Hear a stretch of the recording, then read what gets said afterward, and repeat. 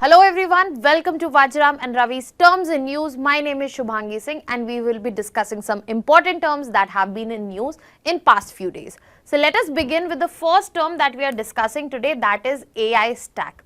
So the reason it has been in news because of the spur of artificial intelligence and the economy around it, and in a recent AI summit we had this conversation that apps to all the models, they would need to focus on India's AI stack for population and scale impact. Now, when we want to understand this news, the first thing we need to do is understand the term itself.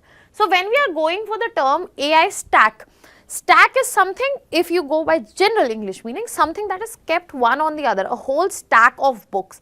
So, in this context, when we are referring to AI stack, it is like a layered ecosystem. Layered ecosystem of what things? All the things which are required to build, train, deploy and regulate the artificial intelligence systems.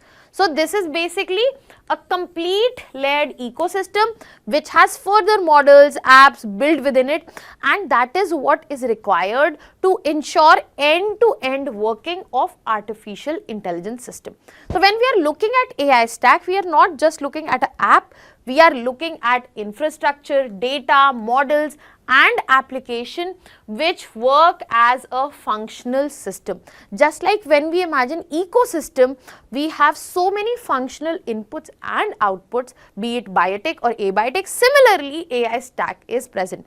So, when we are looking at AI stack, it has two layers. The first is of infrastructure. It will have GPUs, cloud systems, data centers, and then after the infrastructure, we have data layer present, which includes data sets, data pipelines and governance mechanisms. When we are talking about AI stack, apart from infrastructure and data layer, we do have model layer as well as application layer, where we just do not get to see foundational models, but we also have AI tools which can be used in different sectors. Now, AI stack hold a great significance because they are the ones which can scale the AI innovation.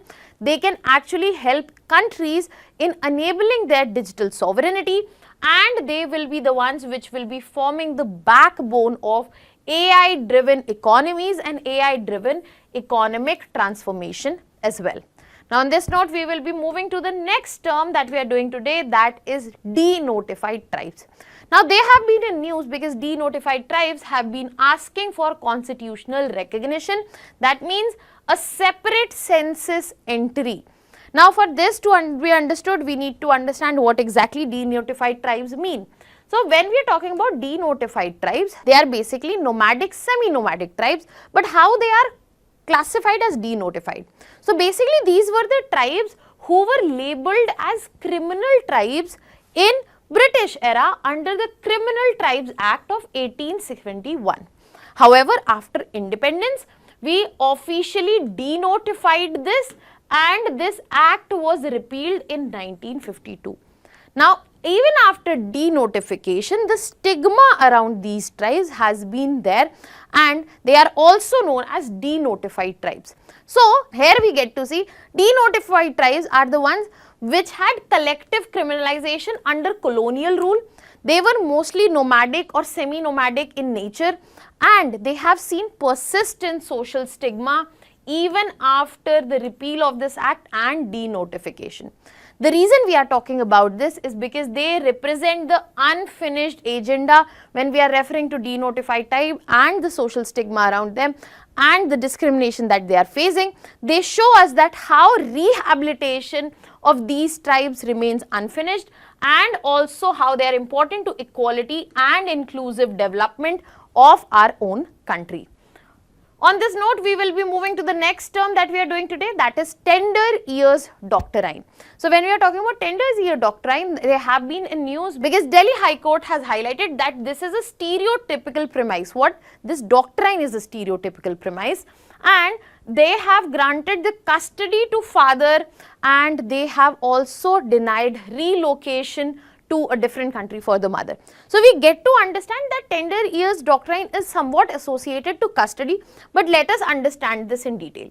So when we are talking about tender years doctrine, it is basically a legal principle which presumes the fact that young children, that kids who are under the age of 10, 14, they are better placed with mother, they grow better with mother, they are nurtured better with mother, other than proven otherwise. This is a legal principle which is presuming that young children are better placed with their mothers.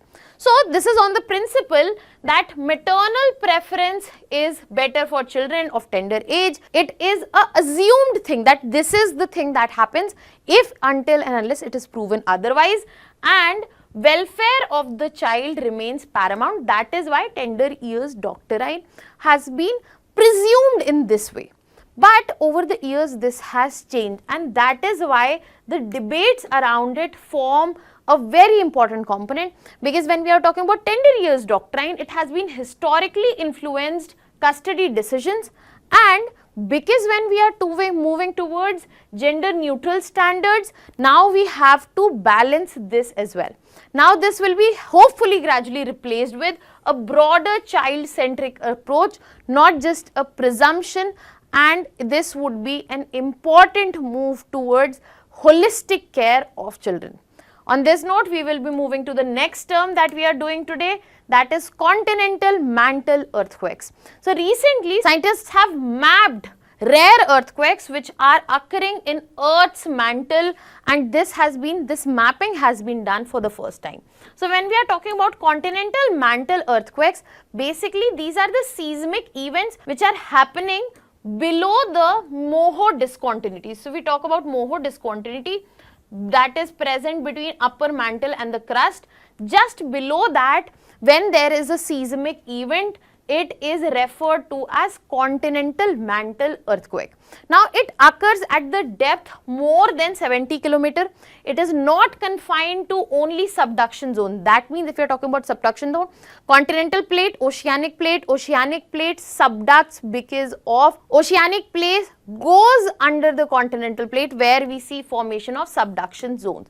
This is a phenomena which is usually associated with deep lithospheric stress where there is extreme pressure and stress, and this is different from earthquakes or the shallow earthquakes that we see because of the seismic activity in the lithospheric or the movement of lithospheric plate. Continental mantle earthquakes are important because these are the ones which improve the understanding of Earth's internal dynamics, and they also refine understanding and assessment of seismic hazards. On this note, we will be moving to the next term that we are covering today, that is integrated farming systems.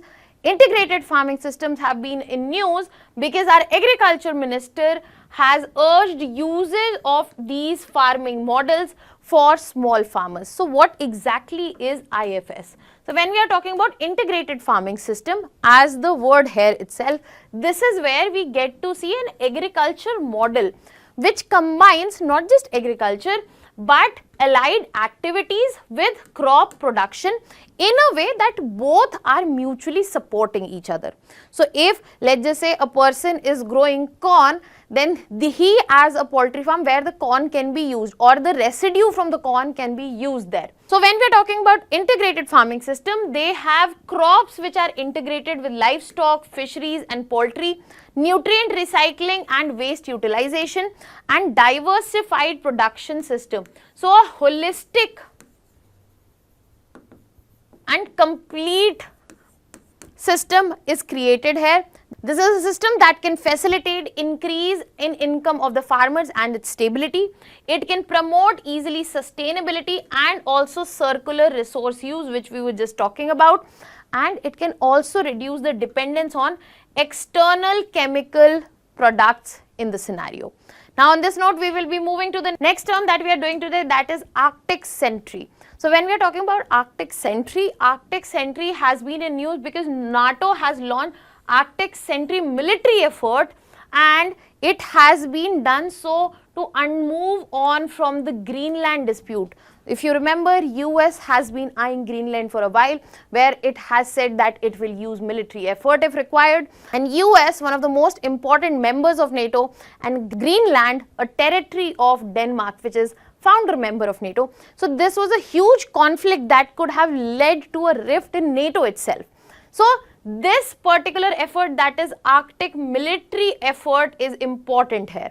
Now when we are talking about Arctic Sentry, it is nothing but a NATO-led coordinated initiative for what? Security. Security where in the Arctic region so as to ensure that there is better defense preparedness and also surveillance in the Arctic region itself.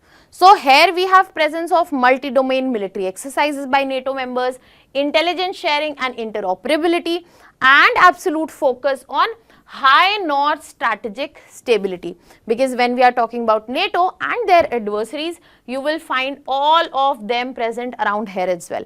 Because Russia also shares a huge part when we are talking about Arctic region. For the significance of Arctic Sentry, we have understanding that shows the fact that Arctic is going to be militarized. You have to connect this with the fact of climate change, because with the intensity of climate change, we are seeing increased global warming.